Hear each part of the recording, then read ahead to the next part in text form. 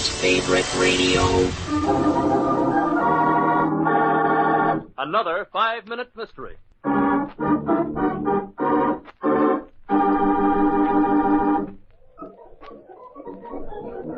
Who's that at the electric organ, Al? Oh, that's Keen Brown, Mike. I find it cheaper to hire him to play fill-in music than a full band. What do you do for entertainment when he's off the platform? There's a portable record player underneath the piano. Oh, yeah, I see it. One of those battery jobs. Yeah. We play dance music on it when Keen knocks off for intermission periods. Okay, Al, I'm sold. This cabaret of yours looks like a sound proposition. I'll buy in. Swell, Mike. I'll be back in just a few minutes. The contract's in my office. Okay, that's it. Hey, the lights have gone out. There's an emergency switch in my office. I'll turn it on. Be back in a second.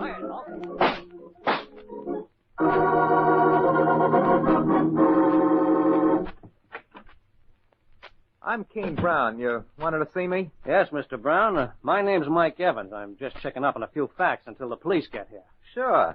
What can I do to help? This was payroll night for the employees here, wasn't it? Yeah, Al usually paid us off after closing. You won't get paid tonight, Mr. Brown. Look at the safe. I'm not a detective, but it doesn't take an experienced eye to spot this whole thing as an inside job. How do you figure that out? Someone working here knew that Al had the weekly payroll in his office safe tonight. And only someone who was completely familiar with this cabaret would know the location of the light box. Then all you have to do, Mr. Evans, is to establish the position of every employee at the time Al was shot. That's right. Suppose I start with you. Me? No objections, I hope. After all, you've been here long enough to know how to turn off the electrical system for the entire building, or to tell someone how to do it. Are you accusing me? No, I'm simply asking you where you were at the time the shot was fired. You know where I was. I was on the stand playing my electric organ, so there wouldn't be any panic. That's right, I did hear you playing. Correct, the first time. Now, if you'll excuse me, I think I've had enough of your amateur detective work. And there's nothing further you can do to help me? Nothing, except to call a policeman and get this murder solved. That won't be necessary, Mr. Brown. I know who the murderer is. Really? Who? You, Mr. Brown. You made your own confession. How does Mike Evans know that Keen Brown is the murderer? In just a moment, we'll know, but first... Hello. This is Suffering the Odds, Mind Control Album Volume 1, Series 1. Welcome, stroke victim. Feel free to think for yourself. However, all independent actions from here out will be forbidden. You have had a stroke. Do not attempt to dance. Do not attempt to walk. Do not attempt to drive a car. Use the restroom alone. Or make a phone call. You will follow the instructions found on this record. Sit there silently and suffer the odds. Please turn the record over. Please turn the record over. Please turn the record over. The odds are African Americans are twice as likely to suffer a stroke as white Americans. But there are steps you can take to help beat the odds. Call 1-888-4-STROKE or go to strokeassociation.org. Join the power to end stroke. Brought to you by the American Stroke Association and the Ad Council.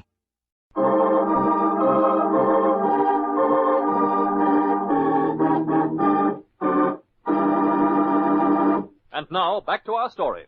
Brown, you admitted that the important clue in this case was to find where every employee of this cabaret was at the time the shot was fired. You claim to have been on the stand playing your electric organ. I heard the music, but whether I heard you, I don't know. I believe I heard your music coming from a record on the player beneath the electric organ. You couldn't have been playing at the time the lights were out because the whole electrical system had been sabotaged. And to play an electric organ, you need electricity. Your speaker has to be plugged into an outlet. Right, I suppose? Brown, let's take up your suggestion. I'll call the police. There's been a murder. They say the best things in life are free. So, hey, why are we paying so much for our basic information and entertainment needs? The average cable TV bill has more than doubled in the last 10 years. The price of movie tickets keeps going up. So, exactly what is free today anyway? Well, you're listening to it. Local radio. Support the advertisers that support this radio station. And keep listening. We won't send you a bill. There are still some things you just shouldn't have to pay for.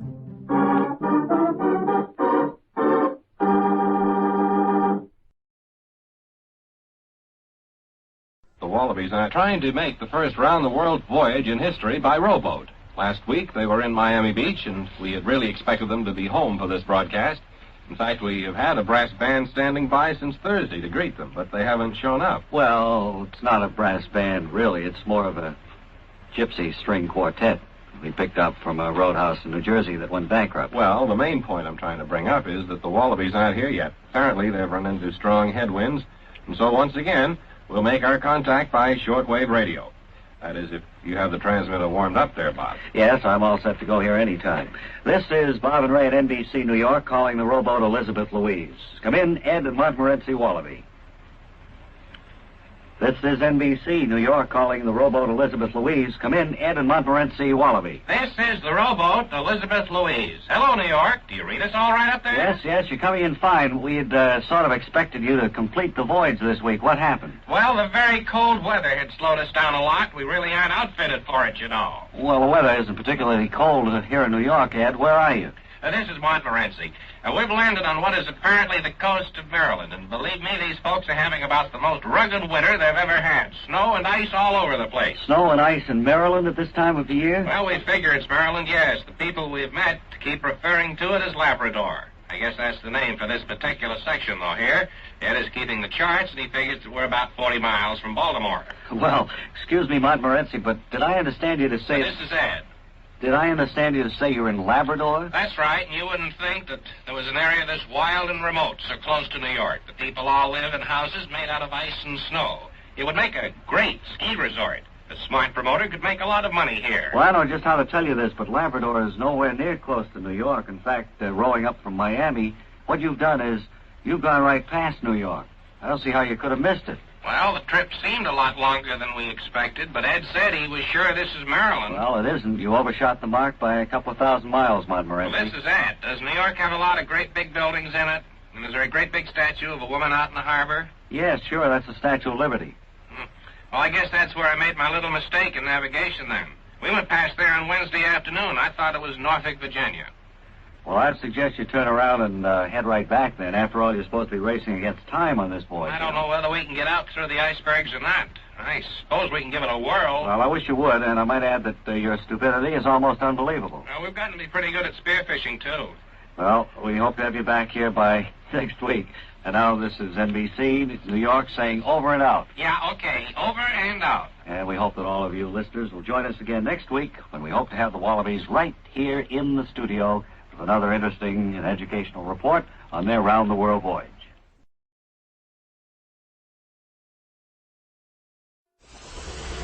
Wyatt's favorite radio. Granny's, Abner. I believe that's our ring. I dog Islam, I believe you're right. I'll see. Hello, Jot 'em Down store.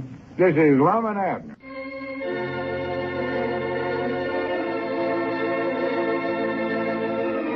Hi, this is Wyatt Cox. This is the best of Wyatt's favorite radio. And now, let's see what's going on down in Pine Ridge. Well, at last, lum-n-abner were able to find the best possible way of spending Diogenes Smith's $10,000 gift. The best way of benefiting every person in the community and of preserving everything that Pine Ridge and every other town in America stands for. They invested the money in United States war bonds.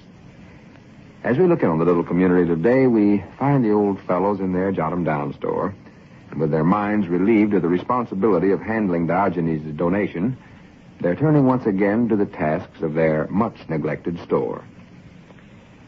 Listen. Well, why do I have to clean out the feed room today, Lum? I'll do it tomorrow or next week or something. No, it's got to be done today, Abner. All that stuff ordered from the wholesale house will more than likely get here this afternoon. We got to have a place to put it, ain't we? Well, what do you want to go and order so much stuff for? Well, because we let our stock get so run down. We're minding out of everything. Yeah.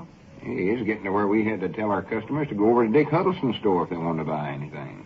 Well, I thought that was sort of a good idea. Sure saved us a lot of work. You got to admit that, Lum. Just sit here and play checkers all day. Yeah, but that ain't no way to run a business, Abner. No, we got to fool with that $10,000 of Diogenes, and we just let our business run down here. Yeah, we ain't paid much attention to it. I'll admit that. Oh, it's run down something wonderful. Yeah. So go on, get back there and clean out the feed room. Never put off till tomorrow what you ought to have did today. Well, if I... I said, never mind. I ain't going into that, I know. Well, but, well, all right, doggies. I reckon I ought to have some help back there, though. Don't forget that printing press of Diogenes is still back there in that feed room. That thing's too busy for me to handle by myself, Lum. Too busy? Too big. That's what I meant to say. I'm too busy to handle it by myself. I forgot about us having that thing back there. Why, sure, it's still back there. Yeah. Them police fellers took all them engraving plates Diogenes used for making counterfeit money, but they left a printing press back there. Reckon what we ought to do with that thing anyway. Oh, wait a minute, Abner. Huh? What's the matter? Keep quiet, I'm studying. You got something wrong with your head? No, of course not. You know good and well I always put my hand up to my head this way when I'm studying and squint my eyes. Well, yeah, but ordinary you sit down to do it, though. Well, I'm learning myself how to study on my feet. All big executives do that. Always on their toes, making quick decisions. Yeah. That's the way a feller's got to be to get ahead in this modern world, Abner. He does, huh? Yes, sir. He's got to be mental alert at all times. Or to be able to take all the big problems that comes up and figure them out right on the spur of the moment. Or to let nothing get by him. Or to learn his memory to recollect everything that goes on around him. Well, what you studying about? Huh? I say, what was it you studying about a minute ago? Strange, I can't recollect now. Well, more than likely wasn't nothing important, no way. Go on, get to work on the feed room now, Abner. Don't put that off no longer. All right, I still don't know what to do with that printing press, though. You want me to just throw it out there and back somewhere? Wait a minute, that's it. Huh? That's what I was studying about. No, don't throw it out. Just leave it set there. You know, we might put in a little printing shop. I don't know. A printing shop? Yeah. Print up handbills for different stores and calling cards for folks and wedding announcements and I don't know what all. Well, that sounds awful interesting, all right. Did you say wedding announcement? Yeah, and such things as that. Who's getting married? I don't know.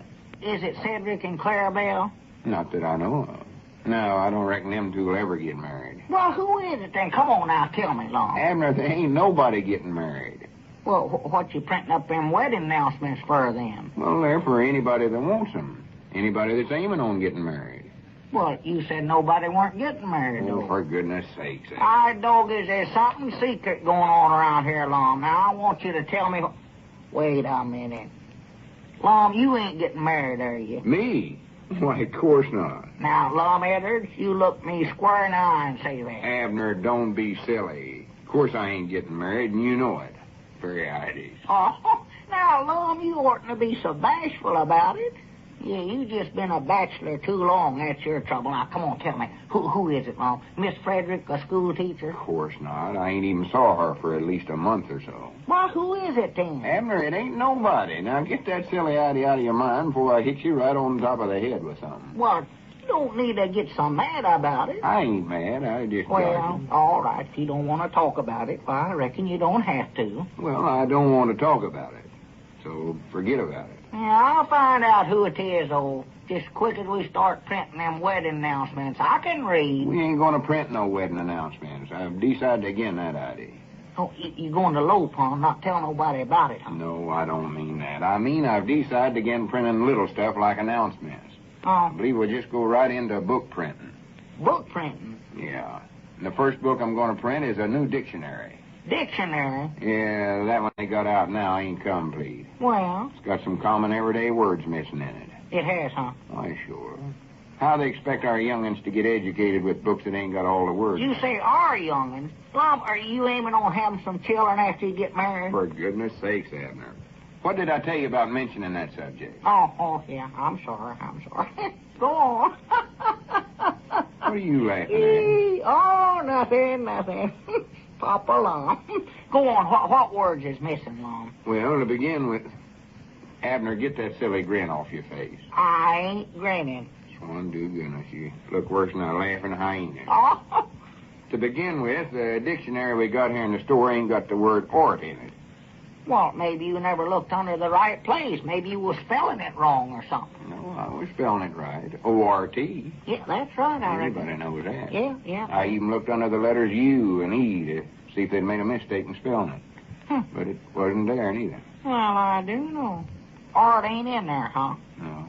And there's another one. Ain't. Ain't in there neither. Neither ain't nor art? No. Doggies, they oughtn't to leave them out. I reckon how come them to do such a thing as that? I don't know. But I figure it might be on account of the book was writ a long time ago by old-timey feller. Noe Webster, I believe his name was. Noe Webster? Did he write that? Oh, sure. You've heard of him before, ain't you? Oh, sure, yeah. Lord me, yes, I've heard of him. I never knowed what his last name was before. Webster, well. Of course, he done a good job at the time he done it, but now we ought to have a new dictionary wrote. A modern, up-to-date one. Sure. Maybe I'm just the feller to do it. I don't know. Well, you might be. Might be called. Yeah. I might become the modern Noe Webster. I don't know. Well, good for you. Good. Of course, I don't know where you're going to get a big enough boat, though, Lum. That'll be the only trouble. Boat?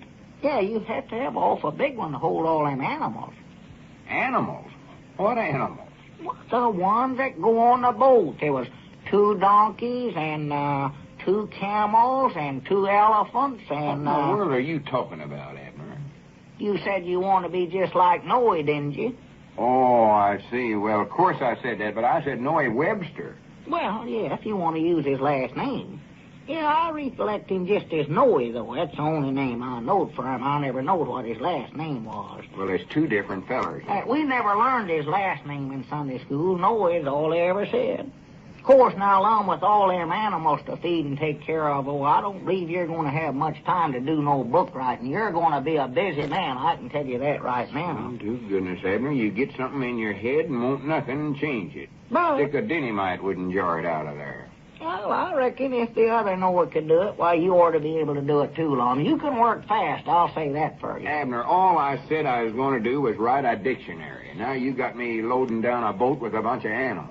You mean that's all you're going to do, just write on that book? That's all. Well, who's going to feed them animals then? Oh, for goodness sakes, Abner, I ain't taking no animals no place. You ain't? Well, you going on this boat trip just by yourself, then? I ain't going on no boat trip alone, even.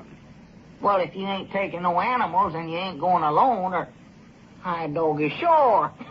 What's the matter with me? Yeah, I see what you're aiming on doing now. Well, I'm glad one of us knows what I'm doing. Sure. I know I can keep track of it. Why, you old scallywag, you. Why, lum-n-abner, I never knowed you had such ideas as that in your head. Ideas like what? Or no, don't tell me. I've stood all of this I can for one day. Yeah, well, wait a minute now, Lum. Where are you going? I don't know, but if I stay here much longer, I'll go start raving mad crazy. Yeah, well, wait a minute, now, Lum. Tell me some more about this Answer now. the phone, Abner, and if it's for me, tell him I went out to have a nervous breakdown. Yeah. So long. Went out to... Uh-oh, too late. Where did he say he's going? Hello, jot him down, store and library. Abner Peabody doing the talking. Oh, howdy, Elizabeth. Huh? Yeah, well, I'll bring you potatoes home with me when I come home to supper tonight. Yeah. Say, Elizabeth, wait a minute. I just got a great idea here. Yeah, I want you to call up everybody and have them come over to our place for a party tonight. Yeah, a surprise party for Lum. Yeah. Of course, he's getting married. Yes, he is. Huh? Oh, he's done went and did it this time. Well, he never admitted to it, but I believe it must be Miss Frederick. Yeah, but listen to this, Elizabeth. You always said Lum weren't romantics. Well, you know what he's went and did? He's bought himself a great big boat, and him and his woman are going on their honeymoon trip on a boat. Yeah, wonderful world.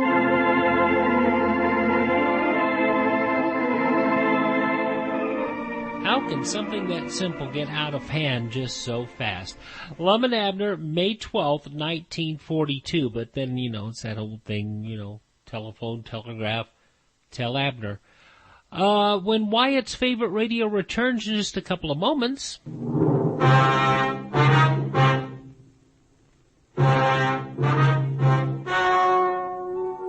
Ladies and gentlemen, the story you are about to hear is true. The names have been changed to protect the innocent.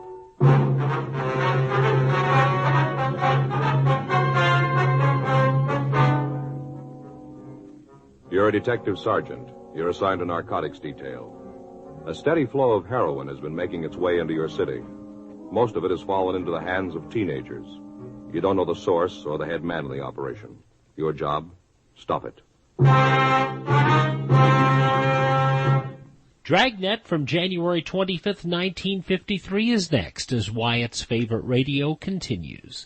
The following commercial is sponsored by feedthepig.org, an organization devoted to helping you save money. We will not entice you with messages like lowest prices in town, dealer approved, certified pre-owned, no obligation consultation, nor will we brag about our huge selection, enormous variety, one-stop shopping, everything under one roof, or promise prices reduced up to 75%. A sale like this can't go on forever. Factory liquidation, financing options available. We will offer no contingencies like see store for details. Prices and participation may vary. Legal exclusions apply. No purchase necessary. Or try to convince you that our product will give you leaner, tighter abs in minutes. Perfect smile, porcelain veneers. Freedom from those painful, embarrassing bunions. Because we simply want to help you spend smarter and save better. Log on to feedthepig.org. Find the benefits of saving for every stage of life. Brought to you by the American Institute of Certified Public Accountants and the Ad Council. We've been married a year. Yep, and in business together for 2 months. Oh, it's a big move for us, starting a business and everything. And for our future 9 children. Oh, our future 2 children. Look, there are lots of worries of starting a business, but creating an emergency preparedness plan shouldn't be one of them. Yeah, we needed a plan in case of fire, flood, or cyber attack. I mean, how will we get the business back up and running? Because without the business, we could never afford baseball mitts for the 9 kids.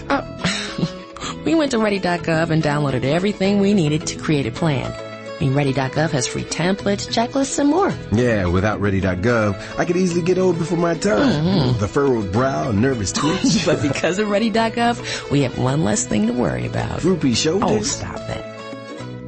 Go to ready.gov for details on creating an emergency preparedness plan. Ready.gov.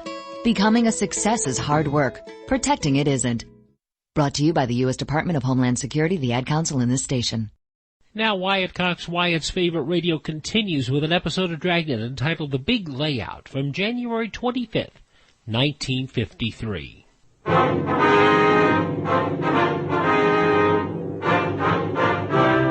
Dragnet, the documented drama of an actual crime.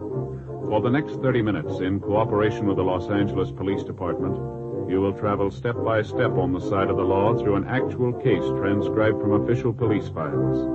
From beginning to end, from crime to punishment, Dragnet is the story of your police force in action. It was Tuesday, April 6th. It was warm in Los Angeles. We were working the day watch out of narcotics detail. My partner's Frank Smith. The boss is Captain Kearney. My name's Friday. I'd just gotten off work, and I'd gotten a call from a friend who wanted to see me. It was 5:46 p.m. when I got to my apartment house. Apartment 12. Hi, Joe. Oh, Ed. Just getting ready to go in. Come on in. Caught you. Go ahead. Thanks. Sit down. You got a date or something? No, it's all right. I just thought I'd get something to eat and then maybe take in the show. What do you want to see me about? It's about Gary, Joe. Your boy? Yeah, I don't know quite how to say it. Yeah, well, you sounded pretty upset on the phone, Ed. I was, Joe. I still am. I don't know what I'm going to do. Well, come on. What's it all about? It's all I could do to keep my hands off him. I never felt like that with anybody before, but I did with Gary. I wanted to strangle him. All right, now what's he done, Ed? He's a dope addict, Joe. Well, that's a pretty serious thing to say, Ed. Are you sure about that? I am now. First, I couldn't believe it, but tonight Helen and I went through his room. We found this. Here. Open it. See? Yeah. Looks like a layout. I couldn't find any drugs in it. I know that he's using them, though. Spoon, eyedropper, needle. Yeah, everything's here. Where'd you find this, Ed?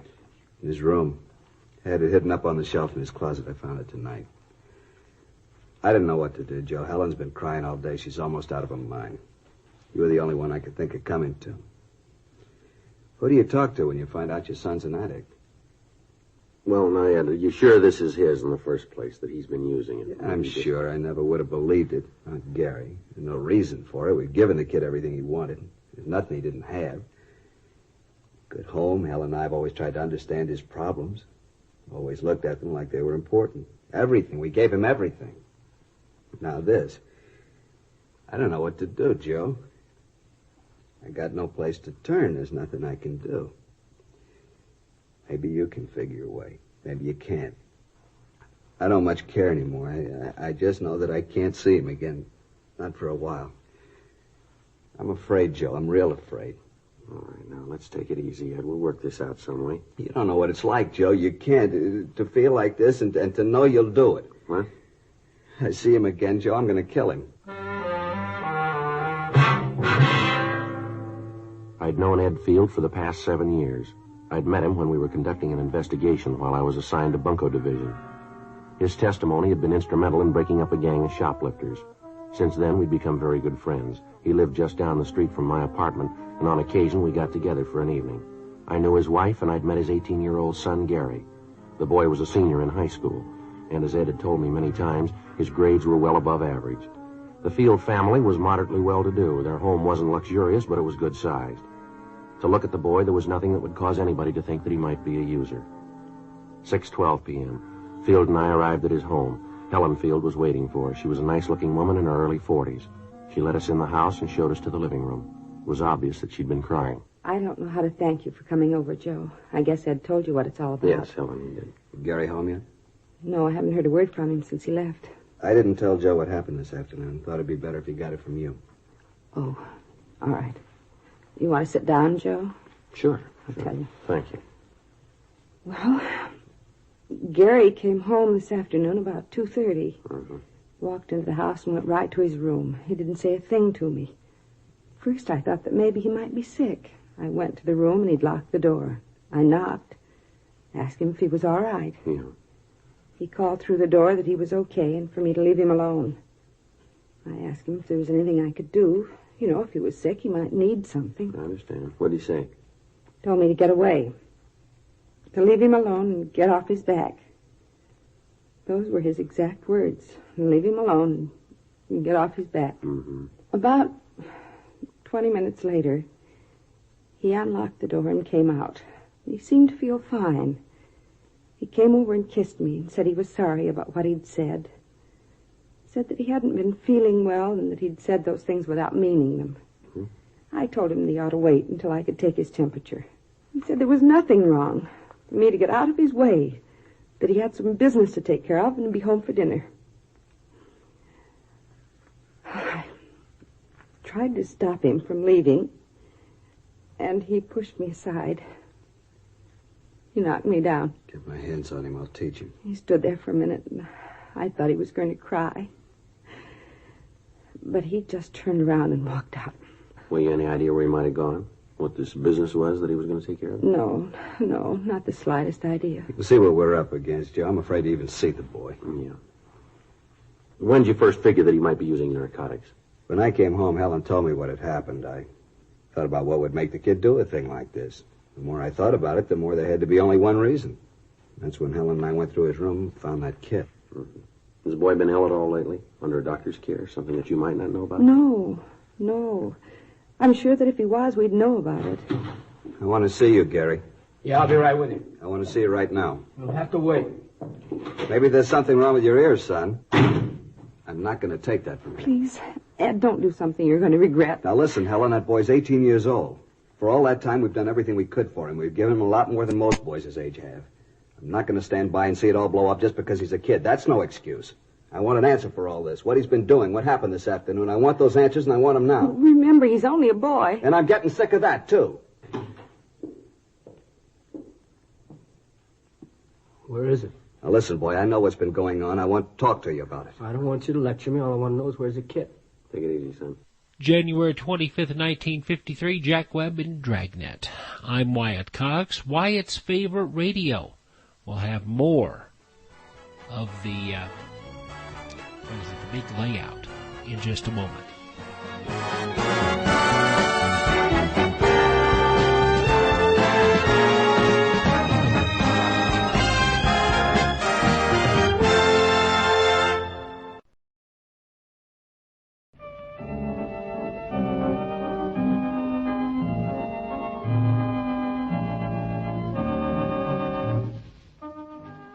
Time again for Matt Neffer, boy spot welding king of the world. Today, Matt and his friend Todd are sitting quietly in Todd's library as Matt puts down volume 18 of his encyclopedia and turns to Todd. He says, "Well, it's nice being here in your library, Todd." I thought this was your library, Matt. Oh? I mean, it doesn't look like my library, all these books and things. My library is rather sparsely furnished with books. Out here in the foyer. Oh, yes. Oh, now I know it's your house, Matt. I don't have a foyer in mine. That's right, you don't. That encyclopedia you were reading, Todd, you had, what volume was it? It was volume 18, Matt, but you were reading it. I was sitting here watching you read it. Out here in the front porch, Todd. Sure thing, Matt. I didn't hear what you were saying about the encyclopedia. I was saying that you were reading there from volume 18. I was reading from volume 18 of the Yes. encyclopedia. Read to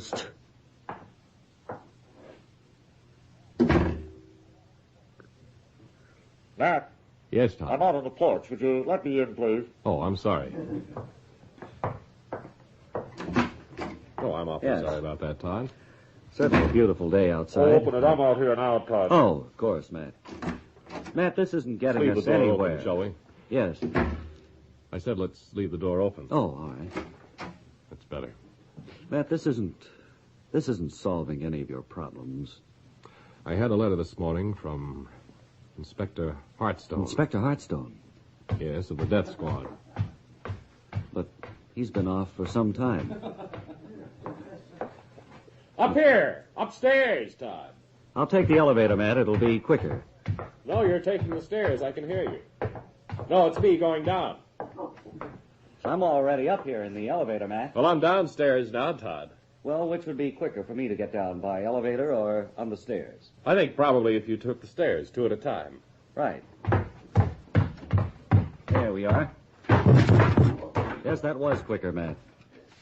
But I won't say it was more comfortable. Out here in the kitchen, Todd, making up a little blast.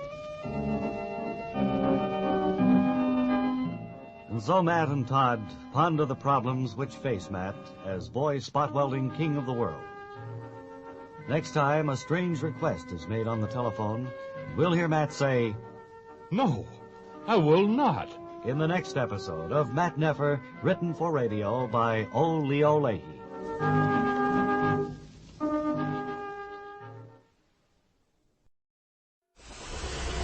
Wyatt's favorite radio. January 25th, 1953, jack-webb stars in Dragnet. Now listen, boy, I know what's been going on. I want to talk to you about it. I don't want you to lecture me. All I want to know is where's the kid. Take it easy, son. What are you doing here? I asked him to come over. You didn't turn me in, huh? Your dad asked me to come over to see if I could help here. I don't need nothing from you, cop. I want the layout. Where is it? You aren't going to use that anymore. I want the layout. I gotta have it. Where is it? Please, Gary, don't get your father any more mad than he is. I don't care how sore he is or how sore he gets. I want the layout. I want it now. I can't think of any more simple way to say it. If I have to take it away from you, then I'll do it your way. You lousy bum. I'll teach you to talk to me. All right, take it easy here. This isn't going to get you anywhere. Now, come on, settle down, both of you. Get out of here. Get him out of here. Joe, I swear I'll break him in two. Please, Ed. Joe, do something. Let him go. Let him go. It's about time he found out I'm old enough to call things my way.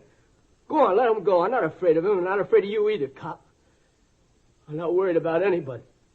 All I want is that kitten. I gotta have it. I got it. I'll give it to me and we can talk then. I gotta have it fixed. I got it. Joe, do something, please. All right, come on, sit down. Sit down, boy. This has gone far enough here. Now, let's get a few things straight. You're not going to have any more of that. We'll see that a doctor looks at you. He'll do what he can, but you've had it. No more narcotics for you, and I'll face it.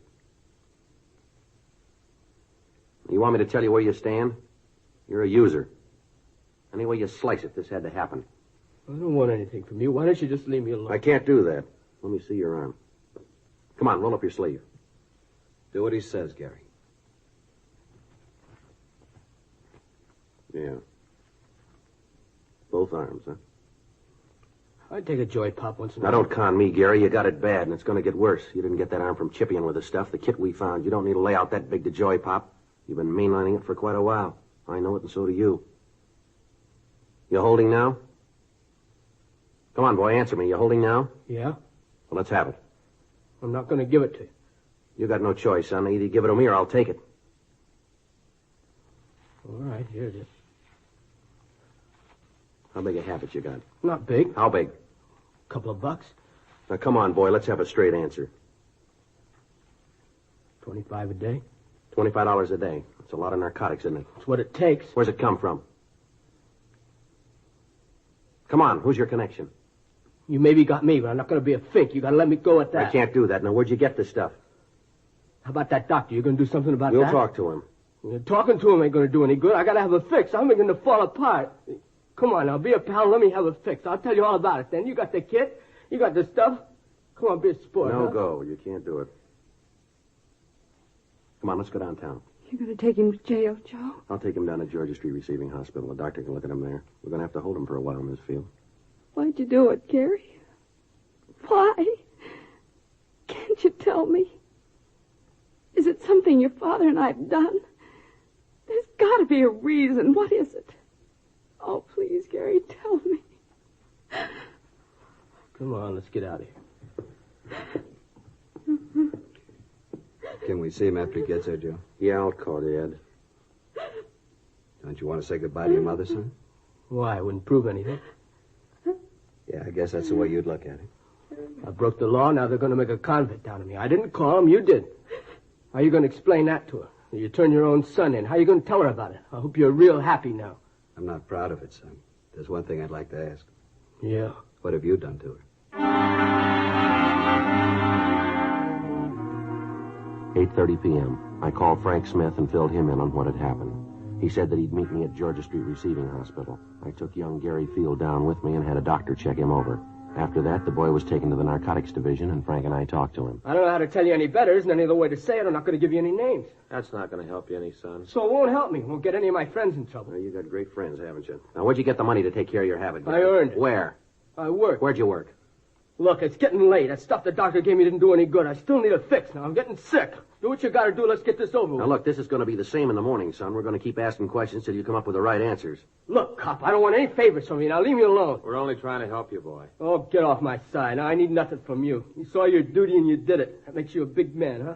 I know you'll both make lieutenant. Now, beat it, All huh? right, that's enough of that. Now, there's a couple of things we'd like to set you straight on. Maybe help you to figure where you stand in this. Oh, here it comes. What do they do? Give you a license to preach when they hand you the badge? That's enough of that, youngster. Come on, get off my back, cop. If my old man hadn't turned fink, you'd never have got me. Where are you going? I'm getting out of now, here. sit down. Sit down. All right, young fella, you want to be a big man? That's the way it's going to be. I'm going to tell you that you get no special treatment here because I know your parents. You'll be treated just like any other user. You're getting a little of the edge because you're a youngster. There's not a pound of honesty or integrity in your distorted mind. The simple way would be to drop you in a cell and let you sweat out the cure, let you fall apart if you had to. Let me tell you this. We're going to get the connection that's been supplying you, and then we're going to get the man behind him. I don't much care about them, but I do care about the kids around you. You've got a big habit. It takes a lot of money to keep up a habit like that. I've seen kids like you before, and there's only so many ways to get that money. You steal it or you start pushing narcotics yourself. I don't think you're stealing, so you got to be pushing it. That means that you probably got other kids hooked on it. Other youngsters that have got trouble because of you. Mules that are dragging your wagon for you. Your folks will maybe forgive you for what you've done to them, but they'll never be able to buy what you did to the other kids. You had a chance to help yourself and help the rest of them. You had a chance to do something good for somebody else, and you wouldn't take it. Well, you're playing it smart, big boy. Keep playing it that way when you end up in a jail cell, will you? You through, cop? Yeah, I'm through. Fine, let me get some sleep, huh? Let's go, Frank.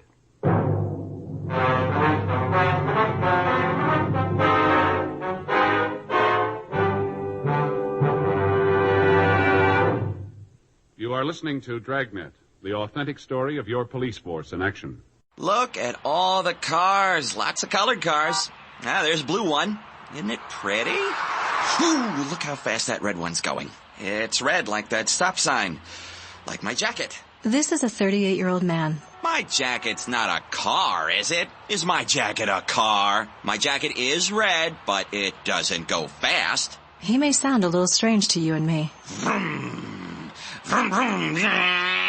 But to his 2-year-old son who's interested in cars and colors, he makes perfect sense. That's the sound cars make. When you talk with your child, you build vocabulary, and learning starts long before school does. So follow their lead. Take simple everyday moments like eating dinner or just watching cars go by and turn them into learning moments. Ooh, look, red car. Yes! And it's moving awfully fast. Blue car. Yes! The man in the red car is about to meet the man in the blue car. Get himself a pretty pink ticket. Turn everyday moments into learning moments. For more tips, go to bornlearning.org. Brought to you by United Way and the Ad Council. Janine Marks, a 12-year-old, was fairly normal. She spent a lot of time online. One day, she met a new friend. The new friend had the same problems at home. They liked the same bands. They worried about the same subjects in school. They promised to keep each other's secrets. They wished they went to the same junior high. The new friend had good news. He said he was going to be in Janine's area one Saturday. He thought it would be amazing if they could just hang out, go to the mall. Janine agreed. The new friend didn't want parents messing this up. Janine showed up alone. So did her new friend, who wasn't in junior high, wasn't nice, and wasn't a 14-year-old boy. Every day, children are sexually solicited online. Help delete online predators. Call 1-800-THE-LOST or visit cybertipline.com to learn how to protect your kids' online life. A message from the National Center for Missing and Exploited Children and the Ad Council.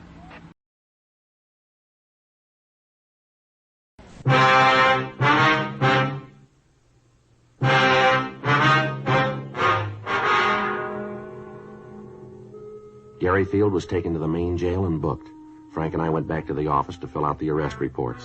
The next day, Wednesday, April 7th, we began to talk to Gary's friends and teachers. From all of them, we got the same story. Until 6 months before, the boy had been a model student. He was always at the top scholastically in each of his classes. He was a member of several honorary student organizations and had twice been nominated for president of his class. Then, apparently without reason, the boy's personality had changed. He stopped taking an interest in his schoolwork. Several of his teachers told us that he wouldn't have gotten passing grades at the end of the semester. He dropped out of the service organizations at school. From some of his teachers, we got the names of his close friends. Talks with them netted us little. They told us that Gary had dropped out of the crowd of youngsters that he'd been running with and had taken up with new friends. They told us that they didn't see much of him after school, that he'd gotten into fights with other students on several occasions, and that after a period of time, they'd stopped asking him to their functions. None of them were able to give us the names of his new friends. We checked with the neighborhood merchants. Most of them knew Gary. They said that he'd worked for them after school, but they hadn't seen him for several months. We asked them if they could help us locate his friends. They told us that they had seen him in the company of one particular man on several occasions, but they couldn't identify him for us. We got a description of the man, but it meant nothing to us or to the other members of the narcotics division. Photographs of known narcotic suspects were shown to the parents of Gary Field and to the storekeepers around the school. They couldn't identify any of them. 2 days passed. Friday, April 8th. We got a call from the field boy. Frank and I went over to see him. What'd you want to see us about, Gary? I wanted to tell you that I've had it. What's that mean? Then I want to tell you about it. What's the matter? You been sick? A little. That's not why I called you, though. They treated me all right here, but I got to thinking. All right, go ahead. I used to read in the papers where the kids would turn themselves in or get caught and cop out. All about how they realized what they'd done. Always seemed like a lot of phony sob sister stuff. I know different now. I know what I've done. I know I got to stand for it. I'm not asking any favors because I know that I've done nothing to call for. I'm not trying to be a hero or a martyr. I just want to help get this thing cleaned up. One thing I'd like to know, Gary. What's that? What made you get started on this stuff? You seem like a kid that has everything you want. You don't look like a kid who'd fall for it. Who knows? I'd give you 1,000 reasons. They still wouldn't add. I guess I just wanted to be top man all the way around. How'd you get on it? Started lushing it up, then the tea, then the heroin. That's the way it runs, isn't it? Most of the time. I didn't figure I'd ever be hooked. Thought it couldn't happen to me. How wrong you can be. How long you had the big habit? About 6 months. Chippied with it about the same time before then. Where'd you get the money? Yeah, guess we had to get to that, huh? That's right. Where'd you get it? I got some kids pushing this stuff for me. Worked for a while. Wasn't enough. By that time, the kids were hooked themselves. I was the only connection they had. They had to do business with me or do without it. Yeah? I told them that if they couldn't pay me in cash, I'd take merchandise. They'd bring it. I'd sell it. That way we both came out all right. They got their H, I got mine. You mean you got them to steal, that it? Yeah, I guess so. I never asked where they got the stuff. I just took it and sold it. With that and the stuff they sold for me, I made out. These kids pushing H for you? No. Well, they're shoving tea. I sell it to them for 4 bits a stick. They get up to $1.50 for it. You know where they peddle it? No, I never asked. All I was interested in was if I got mine. All right, give us their names, will you? Guess that's the only way, huh? That's the only way. Okay, I'll give them to you. How about your connection? Who's he? Guy named Jack? Jack who? I don't know, honest. I really don't. Where'd you meet him? Drive-in downtown. Where? Drive-in at the corner of Reno and Vernon. How do you set up the meet? I just go in there between 10 and midnight, park the car and order coffee. He comes over to the car. You mean that he's always there at that time, huh? Usually is. So your only source? Yeah. Anyone else pushing it around there? No, as far as I know. I think he's the only one in the operation. All right, you'd be willing to arrange a meet with him so we can pick him up? Yeah, I'll do it. All right, fine. Sure want to see the folks. I got so much to make up for. That's right, you have. Don't think I'll live long enough to do it all. 9:32 a.m. We got a description of the suspect known as Jack and also the names and addresses of the teenagers involved.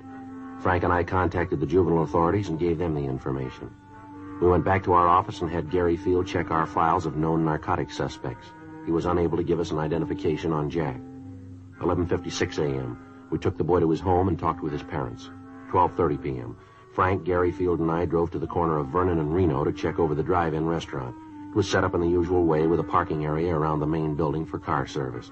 In the rear of the lot was a building housing a cocktail bar, and there were parking spaces in front of that for the bar customers. As we drove past the place, Gary told us that he usually parked around the side of the main building and that this Jack came from the direction of the bar. He was unable to tell us whether the suspect drove a car or not. The plan was for Gary to introduce me as a narcotics buyer who was trying to get a local connection. It was agreed that because of the size of the buy I was to make, it would be necessary for me to deal with the head of the organization. 11:05 p.m. Gary and I got into my car and we drove to the drive-in. Frank followed us in a police unit. We arrived at the meet at 11:14 p.m. Frank stayed in the background and we waited. The suspect failed to make an appearance. The next night, the plan was repeated. Again, nothing. Sunday, April 10th, 10:05 p.m. We arrived at the drive-in. We waited. 11:05 p.m., 11:15, 11:30. No sign of the suspect. Midnight, 12:04 p.m. Looks like he isn't going to be here. Thought you said he usually showed up, didn't you? I don't know what happened. He was always here before. You sure you got the right drive-in? Look, Mr. Friday, I know what you're thinking, but I'm telling the truth. Yeah, you know all this is kind of tough to buy, don't you? 3 nights and he isn't here? I don't understand. He was always here before. Wait a minute. Yeah? Hold it. Yeah, that's him, coming over from the bar. All right, which one? There's a couple of people coming out there. The big one. See in the gray suit, the hat? Yeah. You sure that's this Jack? Positive, Mr. Friday. All right, now you look. You know what you're going to do. Don't let on that anything's wrong here. Remember that nothing's going to happen to you. I'll remember. All right, now hold on. He's coming over. Hi, kid. Hi, Jack. Been looking for you. Where you been? All right. Who's a friend? Oh, yeah, I want to talk to you about him. Wants to do business with you. What are you talking about? What business? Look, Jack, he's all right. I know it. Think I'd have brought him here if I didn't know it? Oh, he's all right. He's a friend of yours. You know the bit, any friend of yours. I don't know what to talk about businesses. I don't know what you're doing here, but I'm here for a cup of coffee. Better let me talk to him alone.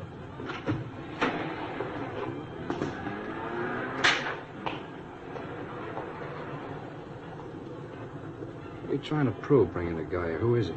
Friend of mine. Told you once, I told you 1,000 times. Don't ever bring nobody with you, haven't I told you, huh? Oh, yeah, but he's okay. He wants to make a buy, a big one. Crazy kid, you told him about it? Look, he's okay now. I know it. Look, Jack, we both stand to do all right from this. I kind of figured if he bought from you, you might give me a little piece of it. You know, sort of say thanks for the business. How long you known this guy? Long time. How long? A couple of years. How come I never seen him before? He doesn't hang around this part of town. Well, what's he doing here now? Like I said, trying to make a buy. Where'd you meet him? Before I met you, I used to buy stuff from him. He moved out of town, went up north, does business up there.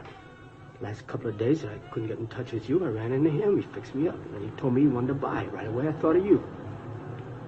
All right, I'll talk to him. But I ain't making no deal. You just talk to him. You'll find out everything's okay. All right. You let me do the talking.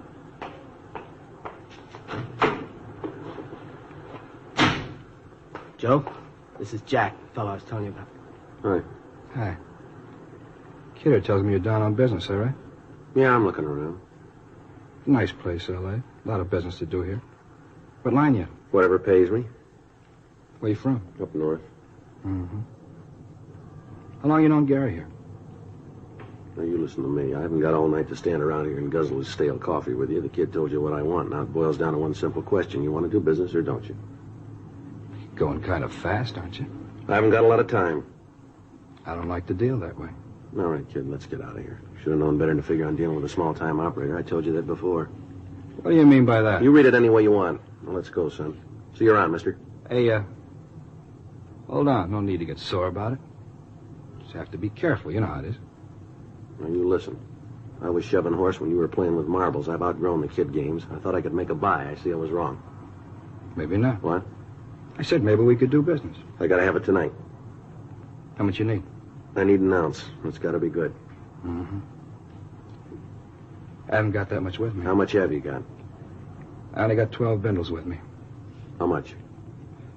You gotta understand, this is good stuff. How much? Now, look, this is better than you can find anyplace else. All right, let's quit playing, huh? What's the tab on it? $10 a bundle. All right, I'll take the 12. How soon can you have the rest of it? When do you want it?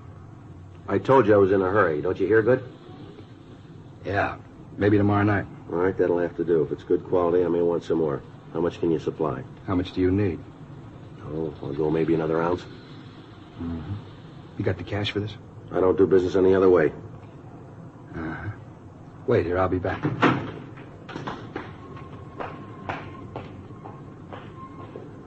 It's all right, isn't it, Mr. Frank? Yeah, Gary, everything's fine. You see where he's going? No, it's too dark. Don't you worry about it. Frank will see where he goes. I'll be glad when this is over. All right, hold it.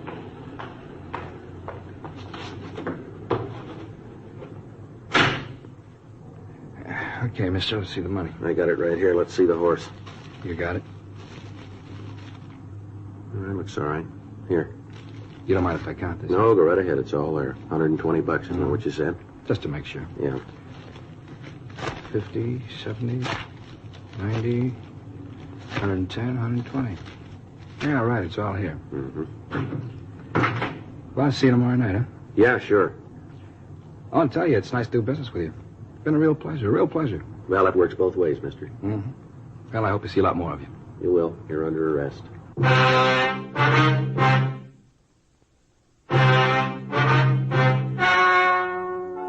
The story you have just heard was true. The names were changed to protect the innocent. On July 29th, trial was held in Department 89, Superior Court of the State of California, in and for the County of Los Angeles. In a moment, the results of that trial. Hello there, I'm Art Linkletter. In my 93 years, I've been lucky to play lots of roles, from hosting Kids Say the Darndest Things on television to writing the book Old Age is Not for Sissies. I've also been a lifelong volunteer, and I know from experience that helping those who really need your help gives you the passion and energy that makes life worth living. Whether it's aiding victims of disaster, mentoring young people, or serving the homeless, nothing equals the rewards that come from service to others in causes that really matter. Not wealth, not power, not fame. See for yourself. To find a volunteer opportunity that best fits you, visit volunteer.gov. Tell them Art sent you. This is President George W. Bush. USA Freedom Corps has a volunteer opportunity that's just right for you. Visit volunteer.gov. When you help your neighbor, you help your nation. Do you get tired of styling your hair every day?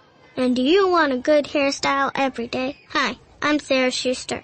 I went on a website called inventnow.org, and after that, I decided to invent something too. Something called the Insta-Do. Just imagine, you just put it over your head like a helmet does, and you pick your hairstyle with the buttons on the side. Then you can have instant hairstyle in seconds.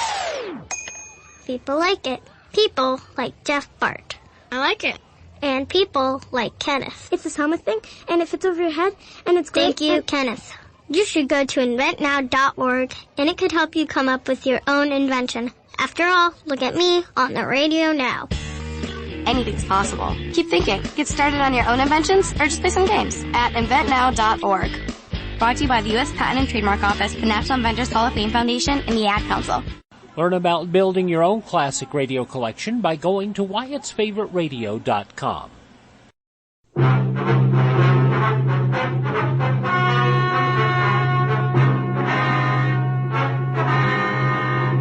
Gary Ritchie Richard Field, because of his cooperation, was placed in a hospital for rehabilitation and at the conclusion of his treatment was placed on 3 years probation. The other juveniles involved were handled through the juvenile court and received sentences comparable with his. Jack Alexander Williams was tried and found guilty of violation of the State Narcotic Act, a felony, and was sentenced to the state penitentiary for the term as prescribed by law. Violation of the State Narcotic Act, a felony, is punishable by imprisonment for a period of not more than 6 years in a state prison.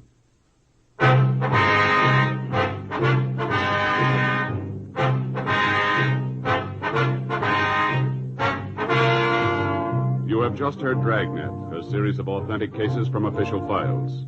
Technical advice comes from the Office of Chief of Police W.H. Parker, Los Angeles Police Department. Technical advisors, Captain Jack Donahoe, Sergeant Marty Wynn, Sergeant Vance Brasher. Heard tonight were Ben Alexander, Harry Bartell, Virginia Gregg, Eddie Firestone. Script by John Robinson. Music by Walter Schumann. Hal Gibney speaking. For a million laughs, tune in Chesterfield's Martin and Lewis show Tuesday night on this same NBC station. And sound off for Chesterfield, either regular or king size. You'll find premium quality Chesterfields much milder. Chesterfield is best for you. Chesterfield has brought you Dragnet, transcribed from Los Angeles.